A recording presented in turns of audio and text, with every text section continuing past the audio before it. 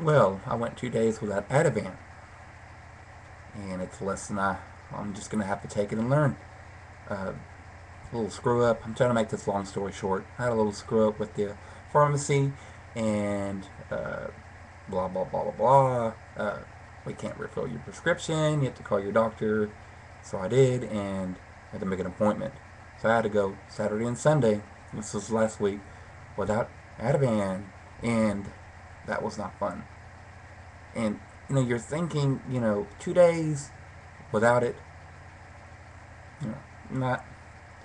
Let me tell you, the first night I take an antidepressant, which is mirtazapine, along with Ativan to go to sleep. It takes care of my anxiety, takes care of all those things that go through my head to keep me up.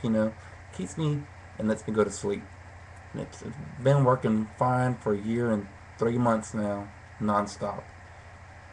So yeah, so the first night I just took mirtazapine and went to bed without taking Ativan, and I laid there and I didn't dwell on it so much. I didn't, I'm not trying to make these videos to make people feel sorry for me with my struggles with anxiety and medicine and depression and all that. But, it's just I just wanted to share some information. What happens if you just don't take Ativan for one day? It could be different for you or for whoever else, but it, that first night, it took me 3 hours to go to sleep. And I was like, well, this is new, and I really thought, I could go to sleep. It took 3 hours, and I had vivid, high definition, yes, I went there, high definition nightmares. I mean, people getting shot in the mouth, in the face, and everything from that to, I mean, it was back to back nightmares. It was surreal, and it was horrible, and it was nuts. I mean, who would want to dream something like that? And when I woke up the next day, and I had jitters, shakes, and I couldn't smoke a cigarette. I had to hold the ashtray up against me just so I could ash in it. I mean, my hands were shaking bad. I mean, it was nuts.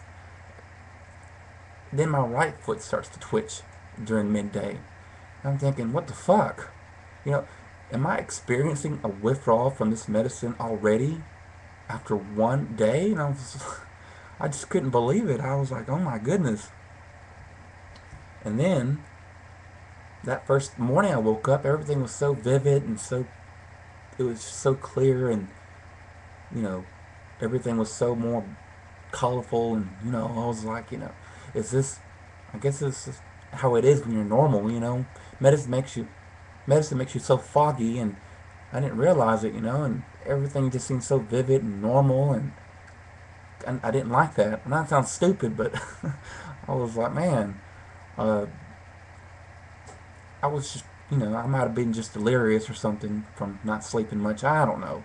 Uh, I had I was going through all this crap with jittering and twitching and, you know, being irritable, and, I had to, I was thinking, I'm gonna have to do this all over again tomorrow, and I went to bed that second night, and it took 3 hours again, two and a half, 3 hours to go to sleep, and I had it was a shallow sleep, a little pin drop on the ground woke me up, tossing and turning, just, and when it did wake me up in the middle of the night, it would take me 40 minutes to go back to sleep to an hour. I mean, it was just horrible. That second day I woke up, the shakes weren't as bad, but I was twitching and on my right foot for some reason. I was thinking, what am I? This is stupid. I was so upset at myself because here I am having these little withdrawal symptoms. I guess from not taking Ativan. I mean, what else could it be? And I was just so mad at myself because I'm in this little benzo cycle now where you have to take it or else. And at least I know now what it feels like, not taking it for 2 days. And but it could have been worse. After 2 days, 3 days, 4 days. When I had Paxil withdrawals, it didn't kick in until 3 or 4 days after, and that's when everything shit. Got a little bit shitty. I mean, it was bad, and thank goodness I had my appointment Monday early morning, It was early in the morning, yeah, 9 o'clock or so, and I was glad I prevented all this from happening again. And the psychiatrist fixed the refill, and that night I took it and went to sleep and slept like a baby. So I learned my lesson to keep up with my doctor's appointment, and at least I know now not to miss my dose, and if I ever have to quit, lorezapam, to perhaps taper off of it, come up with a plan with my psychiatrist and not do it the stupid way by, stopping it cold turkey or running out like I did for 2 days. And yeah, it wasn't fun. So beware out there if you're taking this medicine. Be careful, and I hope I don't have to make another video about stuff like this again.